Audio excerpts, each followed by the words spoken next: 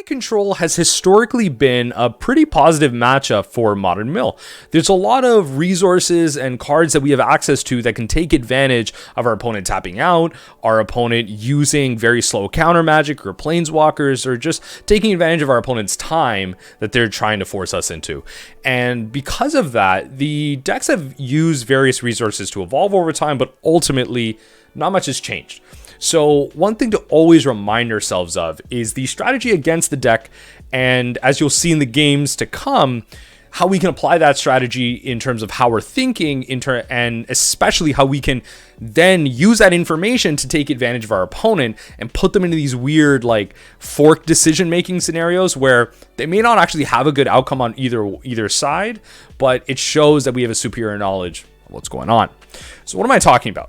Specifically, with the Blue-White Control list right now, you'll see things like Emrakul, the Aeon's Torn in the sideboard, but you'll already notice that bringing in Graveyard Hate is actually not that bad against this strategy. The list that we played against in this game specifically had Snapcaster Mages, so we're able to stop that when we bring in the Graveyard Hate, along with the Emrakul, and as well as things like the Memory Deluge, so that they can't get that long-term value or have those solid answers against us. So there's a lot of ways to not only stop what they're trying to do to stop us, but also to stop their primary plan.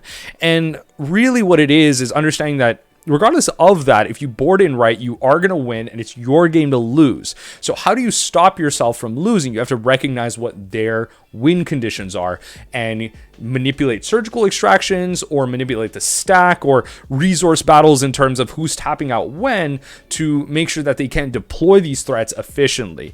So let's talk about what our control player is doing in terms of win conditions and what's not really a win condition. First and foremost, Teferi, Hero of Dominaria, is something in the middle. It doesn't inherently win the game, it just prevents us from winning the game. So it's that in between. It's not a piece that forwards their game plan completely, it's a piece that forwards their game plan and prevents us from winning. So it's in the middle, whereas you have cards that also win the game. So Teferi, Hero of Dominaria is definitely a high priority answer, but sometimes if you realize that you can beat it, such as the -8, if they just keep, or sorry, the -3, if they just keep tucking it into their graveyard and you have instant speed mill, such as a Cycled Fractured Sanity or a Hedron Crab, you might not even care. So that's the thing you have to recognize. How do you put yourself in a situation where this isn't really a win condition? Next up, we have Teferi Time Raveler, a card that I see a lot of people fret over, but at the end of the day, it doesn't actually win the game. All it does is it stops our ability from interacting at instant speed. But if we've already manipulated our opponent's resources where they don't want to be tapping out because we might have something like a Mesmeric Orb out to answer our spells, and they don't have a lot of answers left, maybe you've surgical their counter spells, well, interacting at sorcery speed isn't actually that bad. You might actually want to let them resolve this, and that way the removal spell you have for their Solitudes, which is an actual win condition, takes your life total from 20 to 0. The removal spell, or the counter spell they have for that, you can then, the removal spell you have can go to that, right? The interaction you have goes to that, and then their interaction, you have another piece of interaction to answer that as well, right? Like you just have more resources, and it's things like that that help you ultimately win the control matchup. Finally, an example of a pure win condition, Jace the Mind Sculptor. So all three of these examples were planeswalkers, but again, a very tough permanent type for Dimir Mill to usually deal with. I wanted to highlight them. Control has an example of all three. So Jace the Mind Sculptor has that -12 that actually wins them the game. If you have no cards in hand, or you have very few, they're essentially just going to mill you out. All those cards are gone, and you're going to be drawing from really almost 2-3 card, sometimes 0 library. So this is another card that sometimes is only a one of, and you may not actually have to answer because it may not beat you fast enough. That's another thing to recognize. You're going to see in the games coming up that we actually managed to answer Jace the Mind Sculptor, but we have to then work around other win conditions, such as Teferi, Hero of Dominaria, Solitude primarily, and a lot of other aspects. And I want you to really pay attention to how we do that, how we use our surgical extractions, and especially at the end game, how we actually end up manipulating an archive trap to force our opponent to make a bad decision to ultimately secure the game for us. So check that out. I hope y'all enjoy the games. And in terms of the key cards to look out for, Ashiok Dream Render really came through here, and it's a card that definitely with Luros gone, I really recommend y'all try out in your sideboards as a 2 to 3 of. You can't go wrong. This card absolutely shuts down Amulet Titan and is a real house against control, and a lot of the other decks might be too slow for Might be too slow for Murktide region, but hey, look, that deck's tough anyway. But again, as I was mentioning, enjoy the games. I'll catch you for the next one.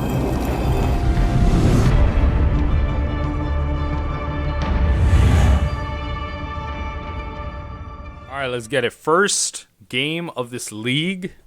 Starting off a pretty good hand. I like it. A little bit of everything, like a classic Dimir hand. They're starting off though, so why not? Why not? All right. What are they going to do to me here? What do they want? So, control? Hollow Fountain right off the rip? I think potentially... I mean, I do have play... I don't know. What's the value of spreading, seizing them? I mean, if I suspect Prismatic Ending, then is there really a purpose for me to do it? Nah. So I think we'll just play Watery Grave tapped and pass the turn. Because...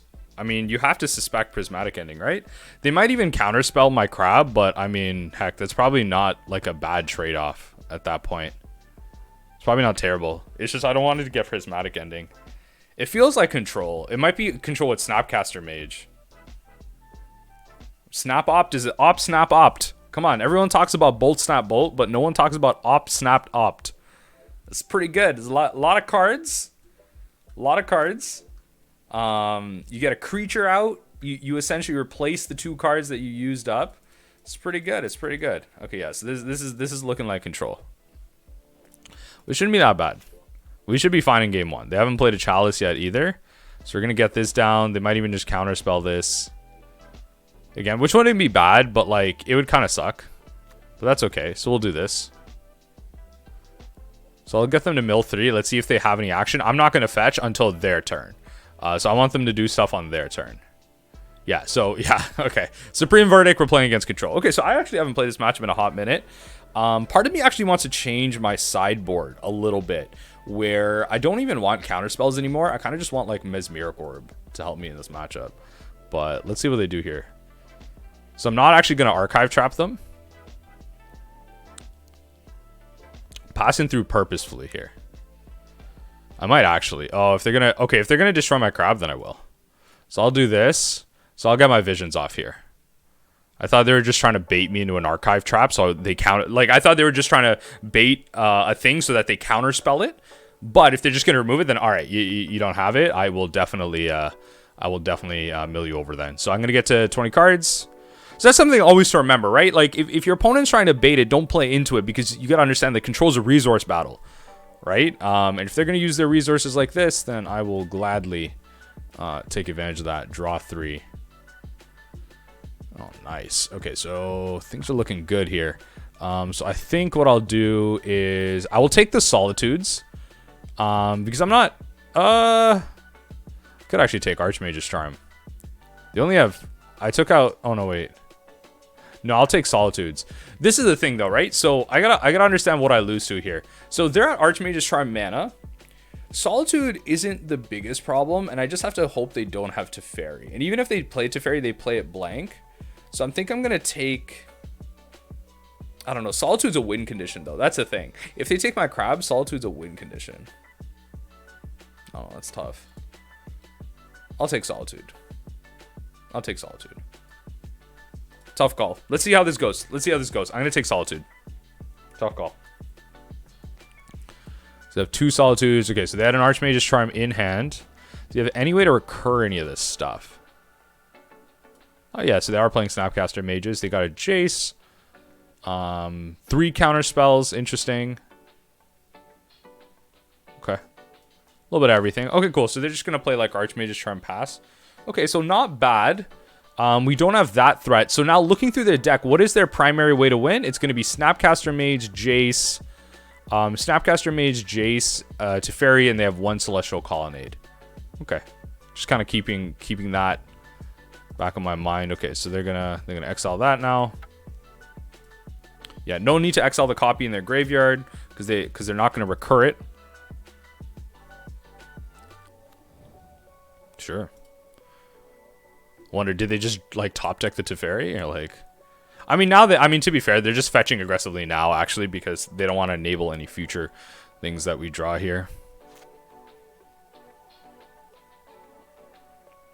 So So I think at this point, it's just going to be Flooded Strand because I don't want to like... I could save these for the crabs, but I also want to go through that minor chance of decreasing the amount of lands that I'm going to draw, which is important. So if they're going to keep doing stuff at like end step and whatnot, then I'm perfectly fine with that, right? Oh, interesting. What do you got? Oh, Jace. Bet. Okay. That's definitely going to get countered. 100p. Hold on. Let's see what resource I have. Hold on. Let me reduce the amount of lands that I'm going to draw. Let's do that first. Then draw 3 cards and look at my options. Perfect. Okay, so now that's actually big. So I can actually decrease their win conditions here. Oh, this is massive. So what I'm going to do is I know they have a Teferi in hand, right? And I got to think about what I lose to. I said Jace, Celestial Colonnade, and Teferi. And Snapcaster Mage, but the Snapcaster Mage in there, I'm going to actually counter this. Actually, no, so I can't stop that from coming down. Snapcaster Mage is a bit ways off. They have to draw it. So I'm going to take Big Teferi. I'll take Big Teferi now.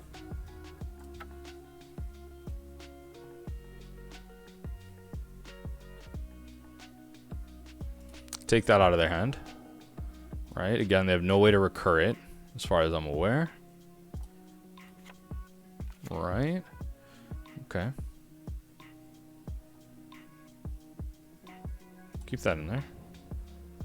And then counter this. Yep, there you go. And now at this point, 2 Snapcaster Mage, 1 Celestial Colonnade, they just concede. Perfect. That's how you got to play it out, right? You take away their win conditions, you make them lose hope. It's a mental battle. Nice. Okay, in terms of cards we want, so I have to expect them to play a, shuffle effect, right? That's the unfortunate thing. So we're going to take out all of this stuff. Actually, wait, Spreading Seas is really bad. Let's take that out first. So Spreading Seas, I actually don't like Surgical in these matchups, no matter how much it just won us the game there. And I think I just start shaving on removal spells. So at this point, I'll actually bring in the Extirpates as well, because Extirpate's much better. You can get around countermagic, but I don't think we need to go too deep into it. So Fatal Push is not that great. I'm going to keep Murderous Cut because it actually does kill the Solitudes. So we'll keep that. Get rid of these, right? We got 60 in the main deck. We got Echoing Truth. I'm playing the Soul Guide Lantern because, again, you want to be ready for the shuffle effect. It didn't look like they were playing Chalice. If we get Chalice, we might bring in Engineered Explosives, but we might not need it here. So let's see what happens. All right. Hopefully this doesn't go to 3 games. I'll keep this because this is a good hand. Let's get it. Let's get it. Nice. Right? Mystical Dispute off the top. So what I'm going to do next turn is I'm actually going to play a land first, then the crab, because I'm going to bait their Mystical Dispute if they have it. Because once they get to 3 mana, if they get to Fairy down, oh well, like I'm not beating that, right? So that's the thing I have to be aware of. There's only so much that I can do with Mystical Dispute as the game goes on. So I want to try and use it early to get down these resources. Then they're forced to use like a removal spell or like something on it. So we're going to get a crab. We're going to get that down first, then play crab. Perfect. Yeah, so we're just going to pass through here.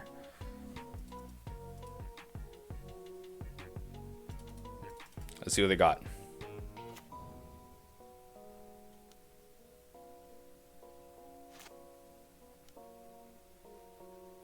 Okay. That's fine. See if they play anything else. They got their Prismatic Ending. I can't stop that, and that's fine. So I'm going to burn one of my visions here, because I really would like to make a land drop. No need to fall behind.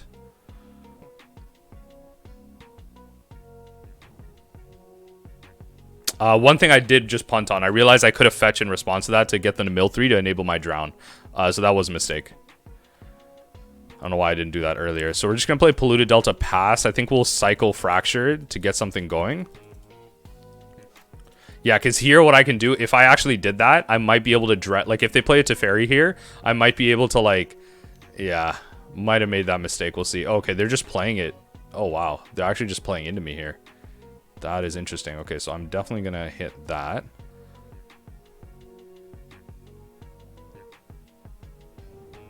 Okay, definitely gonna hit that, and then I'm going to cycle.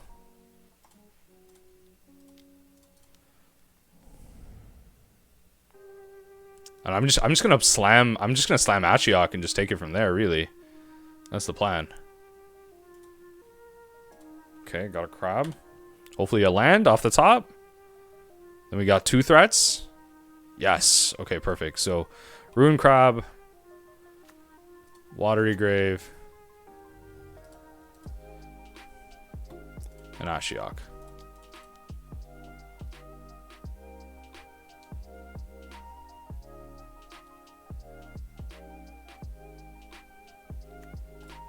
Bang. So no searching. Hopefully they actually only have fetches in hand. Hopefully they only have fetches in hand right now. So we milled over a Memory Deluge as well. That's pretty powerful. It's good. So now our visions are kind of useless. Our dress down's not doing, our Drown in the Lock's not doing much, but that's fine.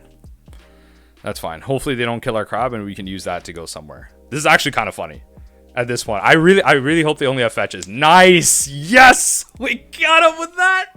Oh, that feels glorious. Okay, so what we're gonna do is we're gonna activate Ashiok first, right? Because we do want some cards for potentially Drown in the Lock. So I'm gonna activate Ashiok first, then mill 3. So then we got 3 cards in their yard. Oh, that's great. Okay, so 4 cards: Spell Pierce, Solitude, Prismatic, and Snapcaster Mage. I got another Teferi and a 5 Fairy. Pretty good. We got their jsut, 2 of their Snapcasters. Lots of good things happening here. So let's see what I can do. Let's see what I can do. I can pop these visions at end step next turn, so no need to. I don't want them to know what we have. Yeah, so you can't search your library, opponent. Sorry. Oh God. Opponent, what are you doing? What is going on? Yo, I'm telling you, Ashiok Dream Render. Ashiok's the GOAT. Ashiok's the GOAT. Yo, Ashiok is the GOAT. Okay. Okay, that's pretty sweet. All right, there you go. I'm telling you, y'all are sleeping on Ashiok. Y'all are sleeping on Ashiok right now. All right. So again, activate first. Then we Darkslick Shores. All right, put 3 cards in the yard, and that way I can at least counter Archmage's Charm, blah blah blah, whatever, right? Like I can counter stuff. Oh, this is great. Okay, so what they could probably do, I mean, they can't cast Solitude at this point, like not favorably. They would want to ideally hard cast Solitude. Yeah, okay, now they can. Okay, perfect. So now they can. So that's the thing we're gonna have to worry about. So I actually won't be activating thing here. I actually might try and bait out something. So I'm gonna try and buy myself a turn. I'm gonna do this. So I'm gonna Archive Trap. If they have a response to this, they can't cast Solitude on me without like me killing it.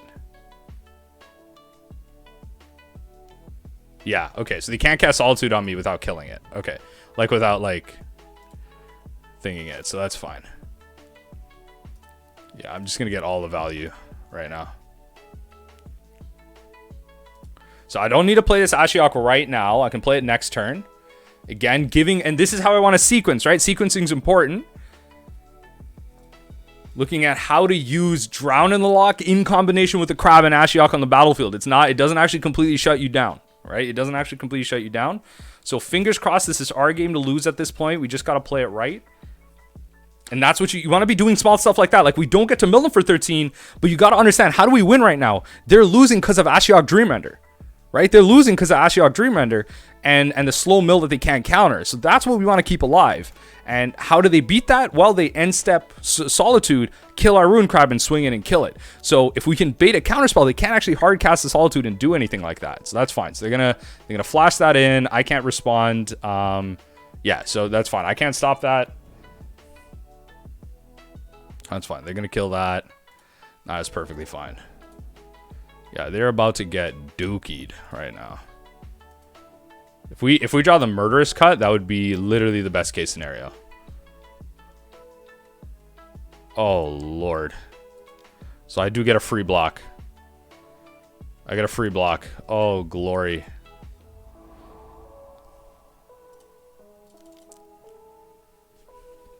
I get a free block. Play another Ashiok and just keep going. Keep going. Exactly. So now they gotta cut. You gotta cut. Like, you gotta. They have to come up with a win condition, which they might have because they still have one more Teferi. I'm just trying to check through their win conditions right now. So they have. This is probably their. Yeah. They have 3 Solitudes. This is their only Solitude. I'm looking for. Okay, there's Celestial Colonnades in there, but I can't remember if they have 2. I'm pretty sure it's just 1. They still have 1 more 5 Fairy, which is a good way to win. But even still, like, they have to have a lot of resources. Let's look at their counter magic. Charm, charm, charm. Snapcaster, Snapcaster. They still have 1 more Snapcaster, but they have no graveyard, so that doesn't really technically matter to us. And then in terms of counterspell itself, they're only playing 3 counterspell. 1, 2, 3. So okay, so I think they're out of resources, give or take. We just have to like draw right here. This is where Drown Lock's a little bit awkward, but it's fine. So in this case, if they actually swing into my Ashiok, I will not be blocking. I will not be blocking. Because you gotta understand that they could just have a removal spell for it, in which case I'm happy they use it. But if I block here, I get to activate 1 more time, and then I don't have a blocker next turn. And so it's the same thing. It just delays it by 1 turn. Right? Okay, great. Us talking through it, they just... Alright, you know what? It's like they heard what we were talking about. Alright, on to the next game. Oh, Lord, that was great. That was good stuff. Good stuff. Classic, good control game. A little bit of sequencing takes it there.